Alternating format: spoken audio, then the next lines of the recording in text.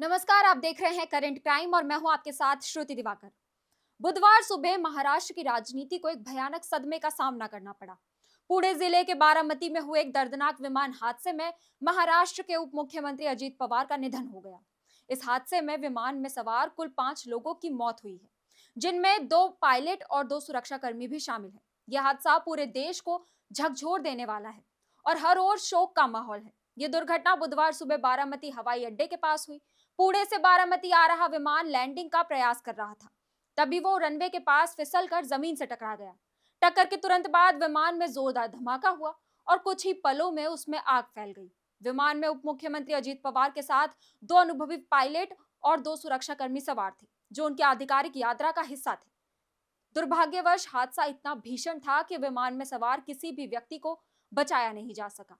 हादसे के बाद राहत और बचाव दल तुरंत मौके पर पहुंचे, लेकिन तब तक विमान पूरी तरह जल चुका था। डीजीसीए और विमान दुर्घटना जांच एजेंसी द्वारा हादसे की विस्तृत जांच की जा रही है। अजीत अनंतराव पवार का जन्म 22 जुलाई 1959 को हुआ था। वो राष्ट्रवादी कांग्रेस पार्टी के संस्थापक शरद पवार के भतीजे थे और राजनीति उन्हें विरासत में मिली। साथ ही वो महाराष्ट्र की राजनीति के सबसे प्रभावशाली और अनुभवी नेताओं में गिने जाते थे। उन्होंने अपने राजनीतिक जीवन की शुरुआत 1982 में सहकारी क्षेत्र से की। 1991 में वो पहली बार बारामती से विधायक बने और इसके बाद पीछे मुड़कर नहीं देखा। वो बारामती विधानसभा क्षेत्र से 7 बार विधायक चुने गए और राज्य सरकार में जल संसाधन, ग्रामीण विकास, वित्त और ऊर्जा जैसे अहम विभागों को संभाला।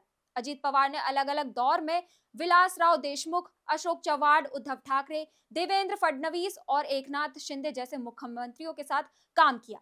2023 में एनसीपी के विभाजन के बाद उनके नेतृत्व वाले गुट को चुनाव आयोग से पार्टी का नाम और चिन्ह मिला और वो महायुति सरकार का हिस्सा बने। वो एक जमीनी नेता, सख्त प्रशासक और सहकारी आंदोलन के मजबूत स्तंभ माने जाते थे।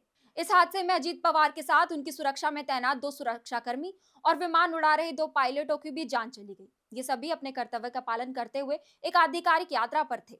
सरकार ने उनके परिवारों के प्रति भी गहरी संवेदना व्यक्त की है और हर संभव सहायता का आश्वासन दिया है। राष्ट्रपति द्रौपदी मुर्मू ने इस हादसे को महाराष्ट्र के लिए अपूरणीय क्षति बताया।